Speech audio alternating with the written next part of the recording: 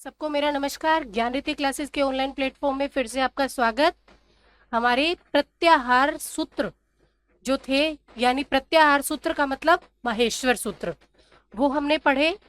उनसे प्रत्याहारों का निर्माण करना सीखा। प्रत्याहार जो थे वो हमारे 42 थे। प्रत्याहारों की संख्या कितनी थी? 42। उसमें से कुछ प्रत्याहार हम अपनी पिछली 2 क्लासेस में कर चुके हैं। आगे के प्रत्याहार हम अपनी इस क्लास में देखते हैं। चलिए देखिए, पहले हम प्रत्याहारों को समझने के लिए वही 14 माहेश्वर सूत्र लिख लेते हैं। तो लिखते हैं, मेरे साथ साथ बोलिए, आपको याद हो जाएंगे। आई ऊन, रील रीक, ए ओंग, आई औच,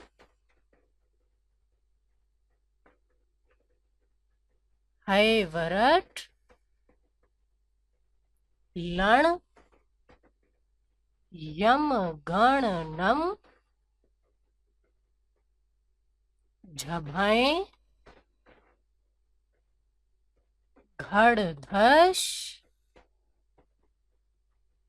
कि देखो, मैंने आपको ट्रिक से याद करवाया था कि अगर भूल भी जाओ ना तो इसको किस तरीके से आपको याद आ जाएगा। देखो, पहला 5वां अक्षर, फिर चौथा अक्षर आ गया, इसका मतलब अब तीसरे अक्षर वाला आना चाहिए था। तो कौन सा है? जब घड़ दश। ठीक है। फिर है खफ छठत चट तव। तीसरा हो गया, फिर दूसरा आ गया, पहला आ गया। पहले का एक और है, कपय, फिर शश सर, और फिर है हल। ऊष्म वर्ण आ गया लास्ट में। ठीक है। तो अब देखिए, आपके सामने है खर प्रत्याहार। खर प्रत्याहार, ख कहां पर है? देखिए, ये रहा ख और ये रहा र। खर प्रत्याहार में आ रहे हैं हमारे प्रत्येक वर्ग का दूसरा अक्षर, पहला अक्षर और श श स।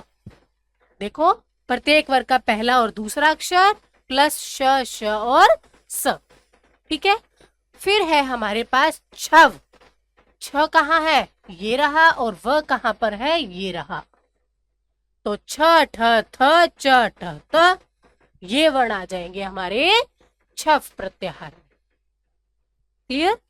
फिर है हमारे पास चय प्रत्याहार। च, च कहां पर है? ये रहा। और य कहां पर है? ये रहा। च ट त क प, सारे प्रत्येक वर्ग के पहला अक्षर है। ठीक है।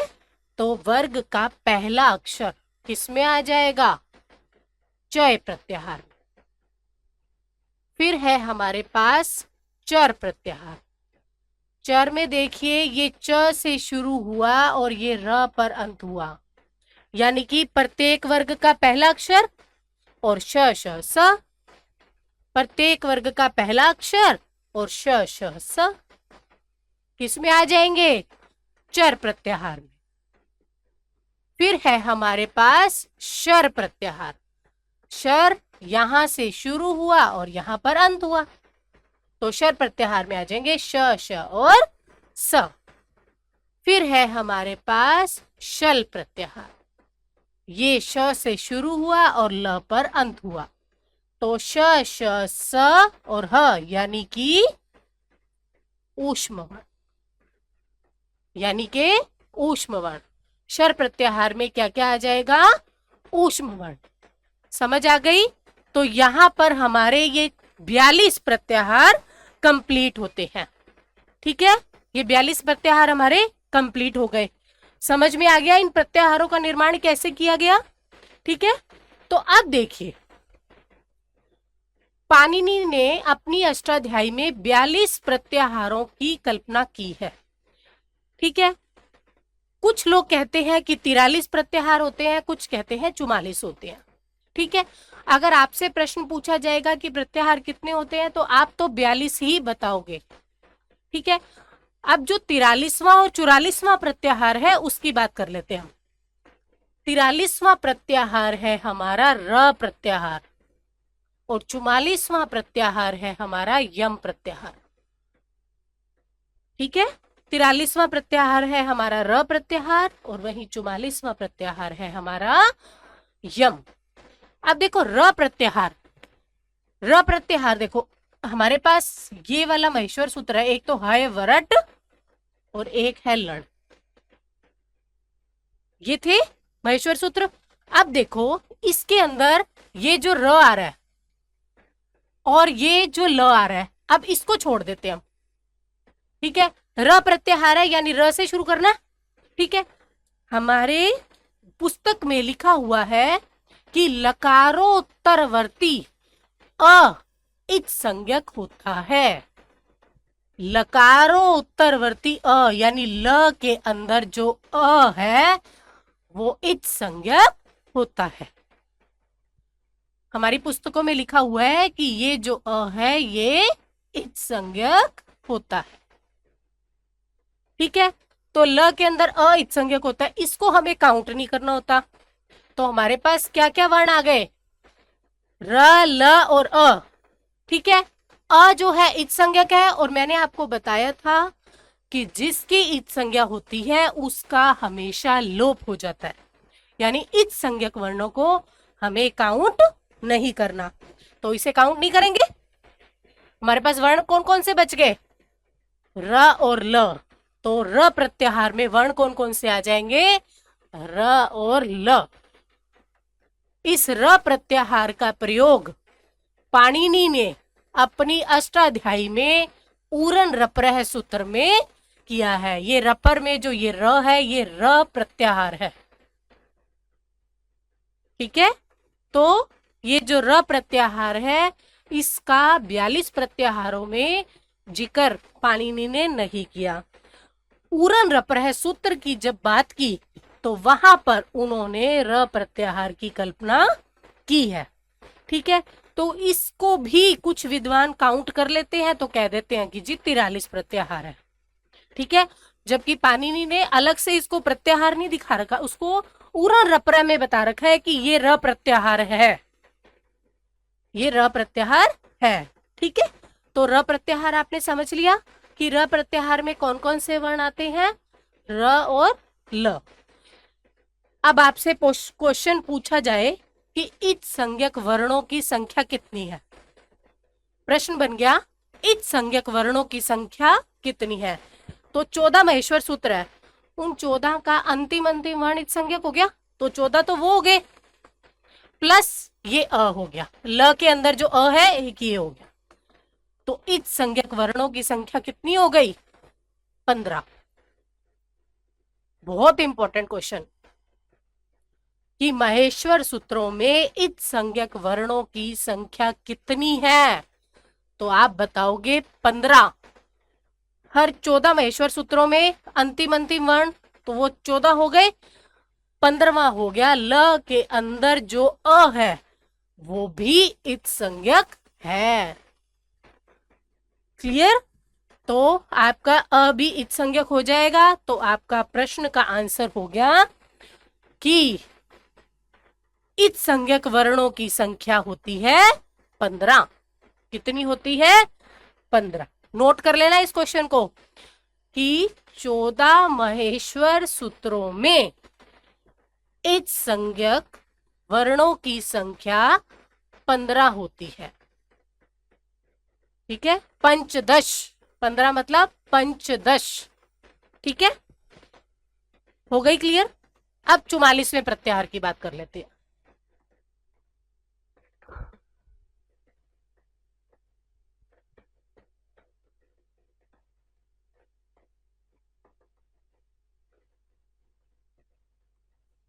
अब देखो 44वां प्रत्याहार यम। कुछ विद्वान कहते हैं कि प्रत्याहार 44 होते हैं। तो यम प्रत्याहार में पहले तो हम देख लेते हैं कौन कौन से आते हैं, यम गणनम। य से शुरू हुआ और म पे अंत हुआ, यानी कि प्रत्येक वर्ग का 5वां अक्षर। ठीक है, तो वर्ग का 5वां अक्षर। अब पाणिनि ने अपने ग्रंथ अष्टाध्यायी में पाणिनि ने अपने ग्रंथ अष्टाध्यायी में ऊणादि प्रत्याहार में इसकी गणना की है। पाणिनि ने ऊणादि पाठ में इसका प्रयोग किया है, ना कि अलग से इस यम प्रत्याहार को माना है। इन्होंने ऊणादि पाठ में यम प्रत्याहार का प्रयोग किया है, तो कुछ विद्वान इसको भी जोड़ करके प्रत्याहारों की संख्या कह देते हैं कि 44 प्रत्याहार होते हैं। ठीक है, ये बहुत इंपॉर्टेंट बात है कि यम प्रत्याहार जो है वो ऊणादि पाठ में गिना जाता है। पाणिनि की अष्टाध्यायी देखोगे ना, तो वहां पे ऊणादि पाठ, जहां पे उसका वर्णन किया ना ऊणादि पाठ का, वहां पर यम प्रत्याहार की बात हुई है। अलग से इन्होंने प्रत्याहार नहीं दिया। 42 प्रत्याहार तो अलग से ही दे रखे हैं, परंतु र और यम प्रत्याहार अलग से, इनके जो सूत्र है उनके बीच में आए हैं ये प्रयोग। ठीक है, तो उरन रप्रय में र प्रत्याहार की बात आ गई और ऊण आदि प्रत्याहार में यम प्रत्याहार की बात आ गई। ठीक है, तो इस तरीके से हमारे ये 44 प्रत्याहार पूरे होते हैं। अब देखो, आपको एक क्वेश्चन आता है कि आपको एक तो हयवरट प्रत्याहार होता है, माहेश्वर सूत्र है हयवरट, और अंतिम वाला है हल। ये दो माहेश्वर सूत्र है हमारे पास। तो देखो, इसमें ह की पुनरावृत्ति हुई है। एक ह यहां पर भी है और एक ह यहां पर भी है। 2 बार ह की पुनरावृत्ति हुई है, तो ह की 2 बार आवृत्ति हुई है। आपसे एक तो पहला प्रश्न तो यही बन गया कि ऐसा कौन सा वर्ण है जिसकी माहेश्वर सूत्रों में 2 बार द्विवारम आवृत्ति हुई है, भवती। ठीक है, तो 2 बार जिसकी आवृत्ति हुई है वो वर्ण कौन सा है? ह। और ऐसा कौन सा इच संज्ञक वर्ण है जिसकी 2 बार आवृत्ति हुई है? वो है ण। समझ आई कि ऐसा कौन सा सिंपल वर्ण पूछ ले, ऐसा कौन सा सिंपल सा वर्ण है जिसकी 2 बार आवृत्ति हुई है, तो ह। अगर इच संज्ञक वर्ण पूछ ले तो ण। ठीक है, अब ह की 2 बार आवृत्ति हुई है, इसका रीजन क्या है? देखो, अश और हश प्रत्याहार बनाने के लिए ही ह की पुनरावृत्ति की गई है। अब देखो, हमें हश प्रत्याहार बनाना है। अगर इस ह को लेंगे तो क्या श इसके बाद है? ये तो 14वां माहेश्वर सूत्र है, तो श कहां से लोगे? इस ह को लोगे तो इसके बाद जब गणदश आता है, जब गणदश का श आता है तो हश प्रत्याहार बन जाएगा। बात समझ में आ गई? तो हश प्रत्याहार और एक है हमारे पास अश प्रत्याहार। अश प्रत्याहार में भी हमारा जब गणदश पे श खत्म हो जाता है, और ये तो है हमारे अंत में ह, 14वें महेश्वर सूत्र में है ह तो, और ये जो है ये तो श तो जो हमारे पास पहले ही आ जाता है। तो अश प्रत्याहार का निर्माण भी इस ह के माध्यम से नहीं हो सकता। ना तो हश प्रत्याहार बन सकता है, ना ही अश प्रत्याहार बन सकता है। इसीलिए अश और हश प्रत्याहार बनाने के लिए ह की पुनरावृत्ति की गई है। बात समझ में आ गई? तो ये इंपॉर्टेंट क्वेश्चन है, ये नोट जो है इनको मोस्ट इंपॉर्टेंट क्वेश्चन है ये दोनों, इनको नोट कर लेना। ठीक है, तो ये दोनों इंपॉर्टेंट है, बहुत इंपॉर्टेंट क्वेश्चन है, इन दोनों को याद कर लेना कि ऐसा कौन सा वर्ण है जिसकी 2 बार आवृत्ति होती है? हाँ, ऐसा कौन सा इच संज्ञक वर्ण है जिसकी 2 बार आवृत्ति होती है? वो है ण। ठीक है, और आपको ये क्लियर हो गया कि ह की पुनरावृत्ति 2 बार क्यों गई है?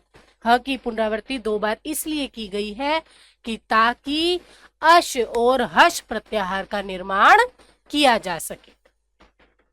क्लियर? तो ये हो गया हमारा। अब देखिए, कुछ क्वेश्चन बताती हूं मैं, इसमें पेपर में कई बार आते हैं कि इसमें इससे रिलेटेड क्वेश्चंस क्या आ जाते हैं।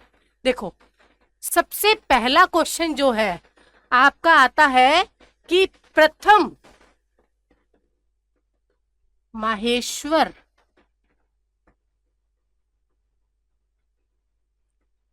प्रथम माहेश्वर सूत्रम अस्ति, सूत्रम किम अस्ति। प्रथम माहेश्वर सूत्र कौन सा है, क्या है, ठीक है, तो है अ ई ऊण। आंसर क्या हो जाएगा, अ ई ऊण, ठीक है। अब दूसरा प्रश्न हमारा बनता है कि अण प्रत्याहारे, अण प्रत्याहारे, अण प्रत्याहारे वर्ण नास्ति, वर्णो नास्ति। अण प्रत्याहार में कौन सा वर्ण नहीं है, ठीक है, तो अण प्रत्याहार में हमारे पास है, अ है, ई है और ऊ है।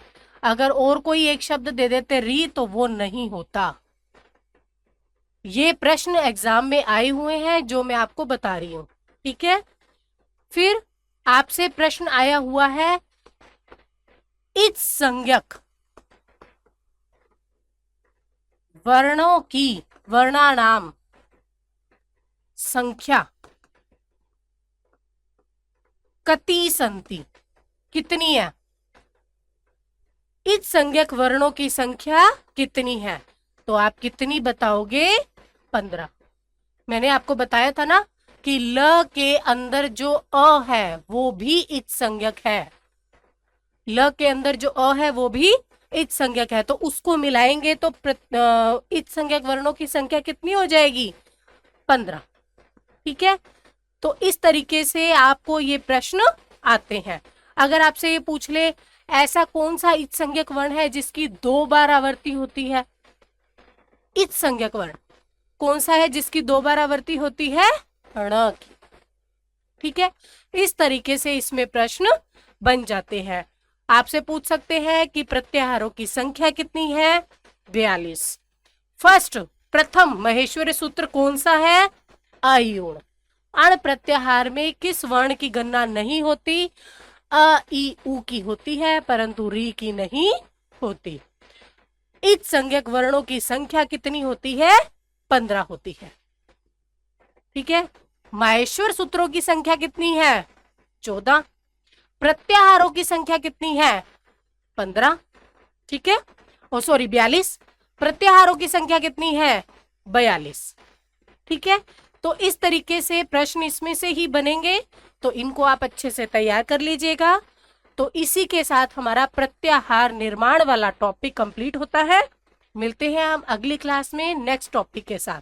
Thank you.